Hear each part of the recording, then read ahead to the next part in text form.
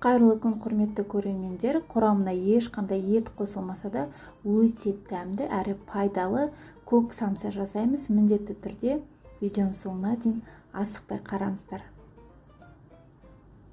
Алдымен самсаның қамырын илейміз. 100 грамм сары май және 100 грамм су керек болады. Бөлме температурасында 100 грамм суға 1 шай қасық тұзды салып жақсылап араластырып ертіп аламыз. Және еленген ұнның үстіне салып, орташа қаттылықта қамыр илейміз. Қамырымызды бірінші қасықпен жақсылап араластырып аламыз. Сосын қолымызбен орташа қаттылықта қамыр илейміз.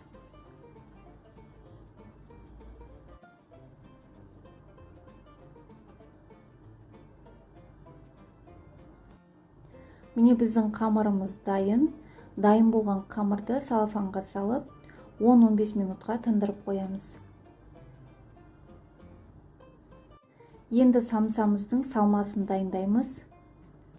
Бізге ас көктер, 1 бас пияз және мен 40 қабат қосып дайындаймын. Өте дәмді болады. Балғын 40 қабатымызды жұқалап тураймыз.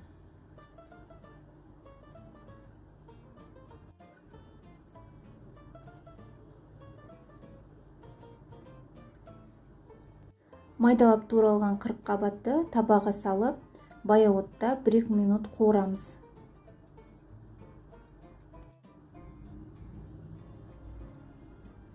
Ешқандай тұз қоспаймыз, 1-2 минут қана қуырамыз, сол жеткілікті.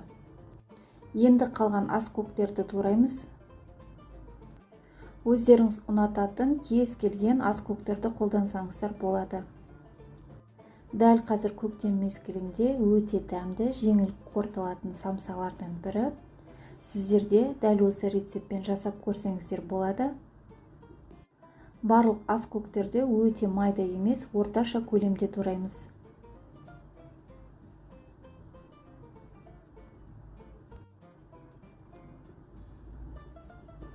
Пиязды да жақсылап жұқалап тураймыз.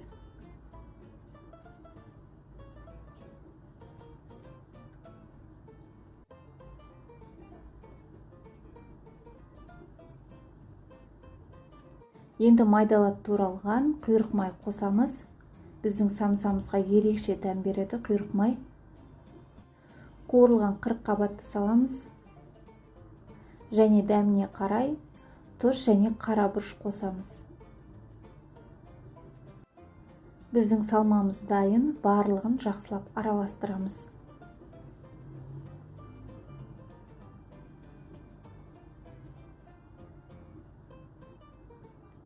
Енді дем алған қамырымызды жұқалап жаямыз. Бірінші шеттерін жақсылап жұқартып жаямыз. Қолдың көмегімен жұқартып аламыз.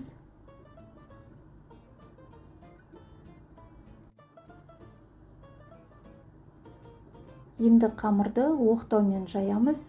Дәл мантыға жайғандай етіп, қамырымызды жаямыз. Өте қалың да емес, жұқа да емес, орташа көлемде жаямыз.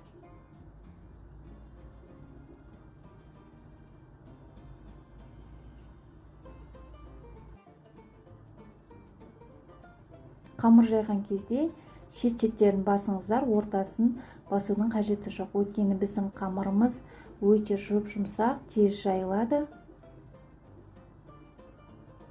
Міне біздің қамырымыз дайын, енді бөліктерге бөлеміз.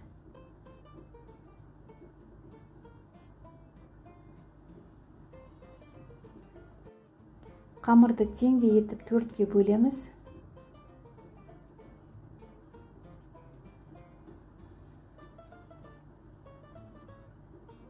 Және мантының қамырынан сәл үлкендеу етіп бөліктерге бөлеміз. Егерде барлық қамырларыңыз бірдей шықсын десеңіздер, дәл осы әдісті қолдансаңыздар болады.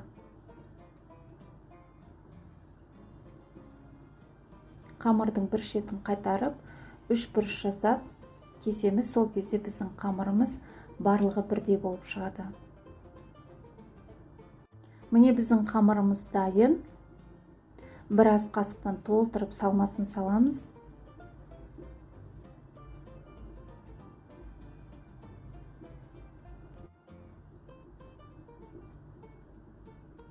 Енді сіздерге самсаның бүгілу жолын көрсетемін.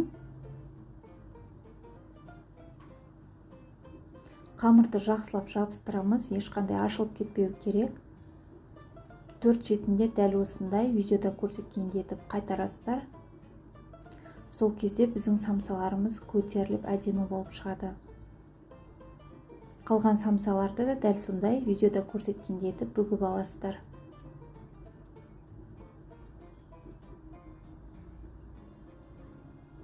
Осымен біздің самсаларымыз дайын болған самсаларды табаға теріп шығамыз. Енді үстіне салқын суды сеуіп, қызып тұрған пеште 230 градуста 15 минут аралығында пісіріп аламыз.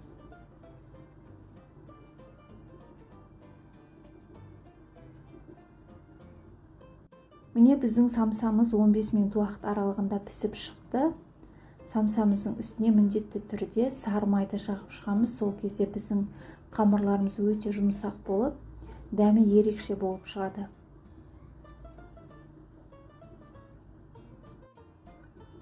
Осымен біздің өте дәмді дәрумендерге бай самсамыз дайын. Өте дәмді дәрумендерге бай, жылдам жасалатын біздің көк самсамыз дайын. Қамыры сондай нәзік, үлпілдек, ауызда ерейтіндей болып шығады. Сіздер де дәл осы рецептпен жасап көрсеңіздер болады. Құрметті көрермендер, менің каналыма тіркеліп, лайк басып, комментарий жазып, достарыңызбен бөлісуді ұмытпаңыздар. Барлықтарыңызға ас болсын.